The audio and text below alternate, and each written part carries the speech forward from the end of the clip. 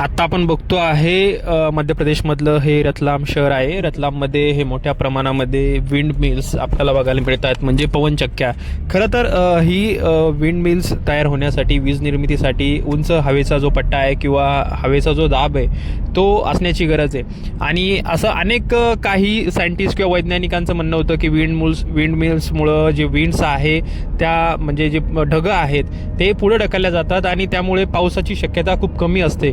महाराष्ट्रात मोठ्या प्रमाणात जसं मराठवाड्यामध्ये आपण बघतोय की धाराशिव असेल, बीड असेल आणि आता छत्रपती संभाजीनगरमध्ये सुद्धा या पवनचक्कीचं वारं आपल्याकडं बघायला मिळतंय.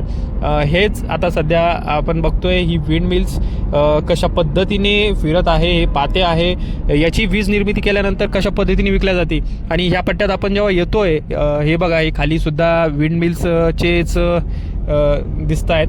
कसं आहे हे विंड मिल्स, कशा पद्धतीचं हे चालू आहे. आपण बघतोय की या विंड मिल्स कशा पद्धतीने गोल गोल फिरत आहे. आणि ह्या पूर्ण रतलामच्या पट्ट्यामध्ये कमीत कमी 1,500 ते 2,000 अशा या पवनचक्क्या आपल्याला बघायला मिळत आहे.